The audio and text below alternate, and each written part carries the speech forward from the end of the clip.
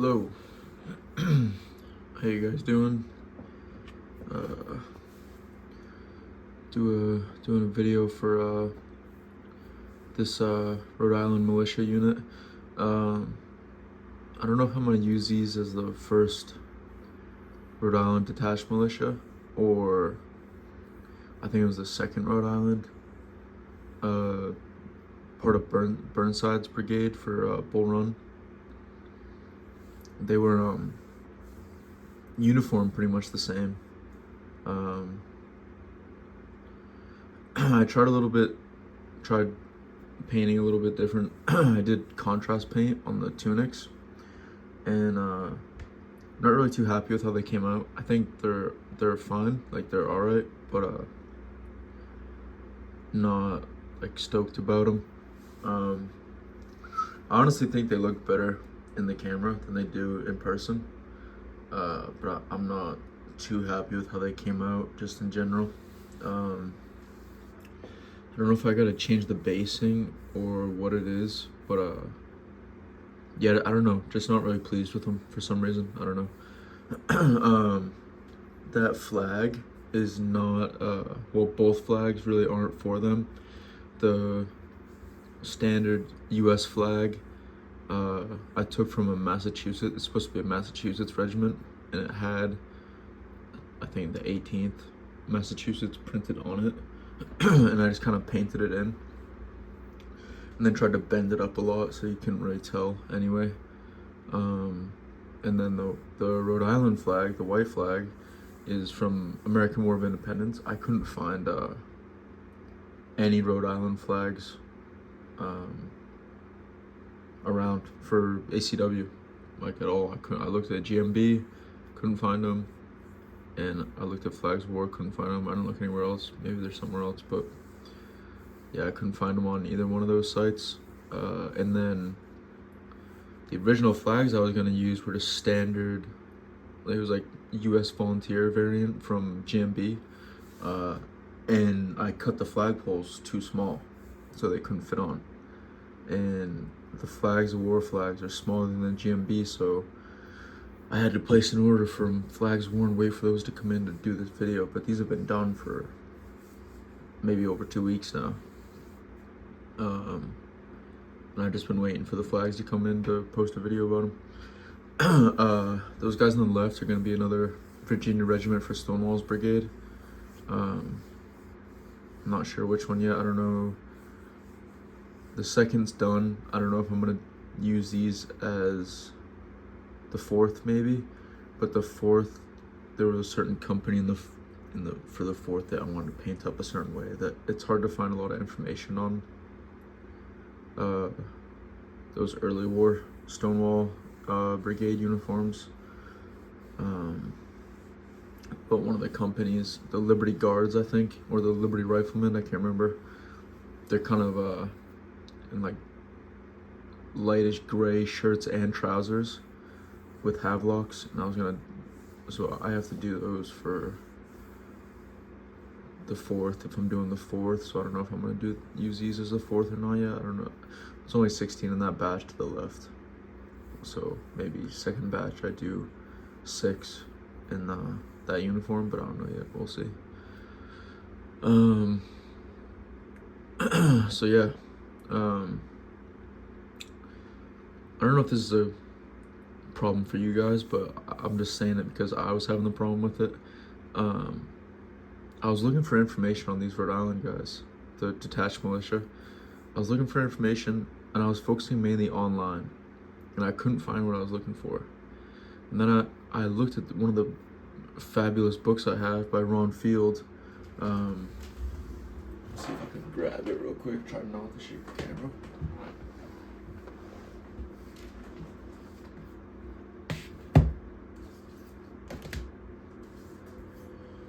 This one's called Rally Around the Flag. Zoom out. It's gonna be too close up, but get the title in at least.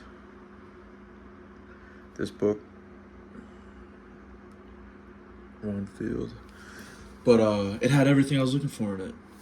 And I think sometimes I fall into the habit of looking online and just focusing online rather than in the actual sources I own. Um, but yeah, this book is amazing. It had pretty much everything I could hope to find. A ton of photographs. An actual photograph of the actual tunic they wore. So I don't think my blue really matched up that well. Maybe a little bit, I don't know. But yeah, so it was just funny to me that I was struggling to find the info and then it was right under my nose pretty much. But with some of these guys,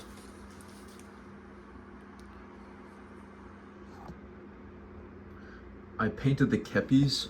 I should have done it on all of them because it makes more sense for them to all be painted this way, but on some of them, I painted the kepis in like my normal Union-ish blue. Like this, like the officer's coat, and like this NCO's kepi. The guy on the right too. I painted their kepis differently, and I'm pretty happy with it. That's one thing I am happy with these guys. I really like this kepi. I think the Perrys tried to model it as the McDowell kepi or the McDowell hat, and those are some of my favorite American Civil War kepis. The rest of these look like chasseur caps.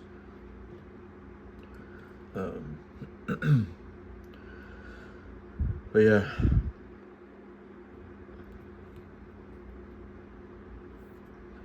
My girlfriend was saying to do less blonde guys. Maybe that's not a good group for it. There's only one, I think, in there. But she was saying, yeah, there's too many blondes. Not a lot of blonde adults, she was saying. She works with kids, so maybe a lot of blonde kids, not a lot of blonde adults, but yeah. That was her little tidbit.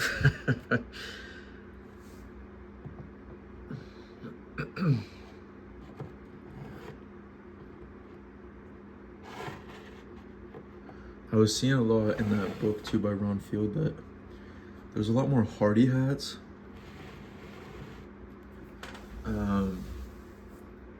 So that's kind of where I'm struggling with. If I'm gonna use these as the first attached, or I think it's the second Rhode Island.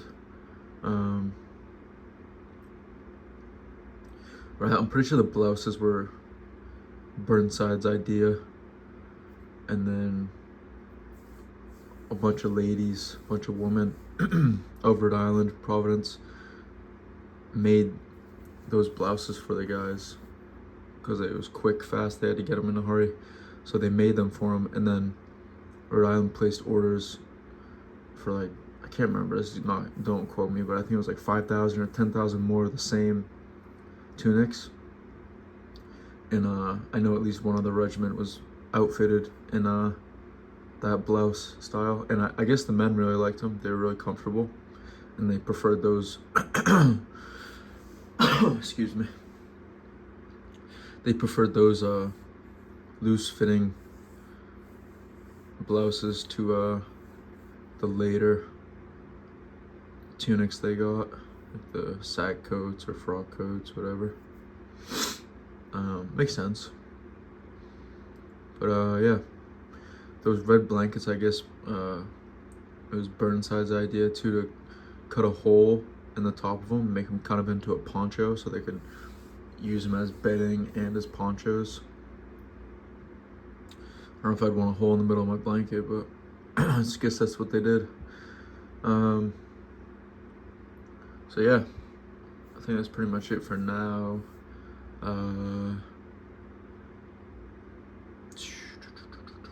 Trying to think if there's anything else.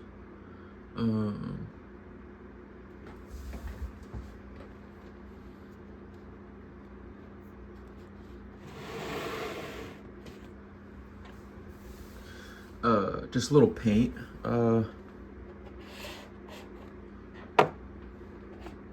Formula I could give you guys that I was pretty happy with how it came out for this red. The red on these shirts. I think it probably works well for shirts like that are kind of a lot of folds and creases. They're easy to highlight. I don't know how well this formula would work for like flat surfaces.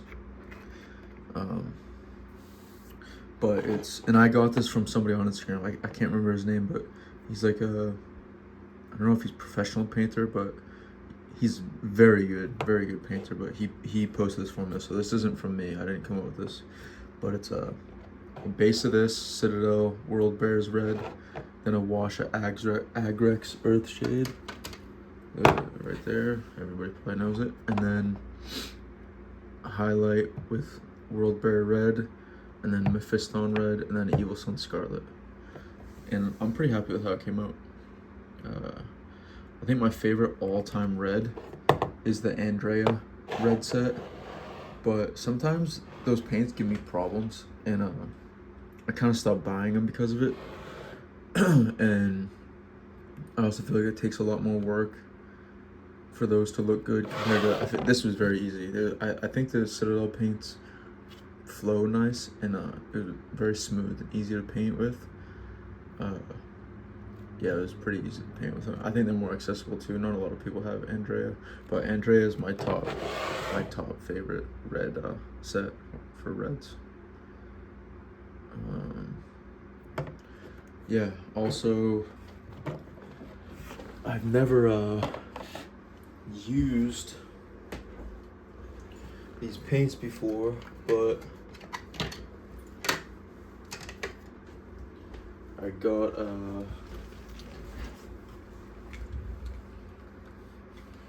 Duncan Rhodes 2 thin coats. I just got 2 colors or 2 triad sets to test out and see.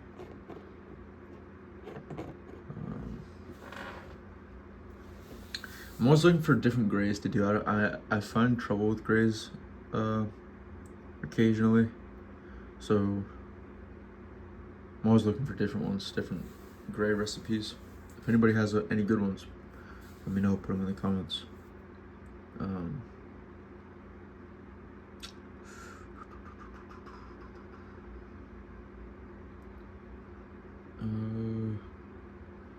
I think that is pretty much it.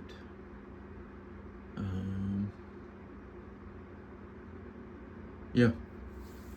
Alright, well, I hope you guys have a great day. I hope you guys doing well with your projects, enjoying painting, enjoying finishing stuff up and getting stuff together, and yeah, I hope you guys are doing good. Yeah. See ya.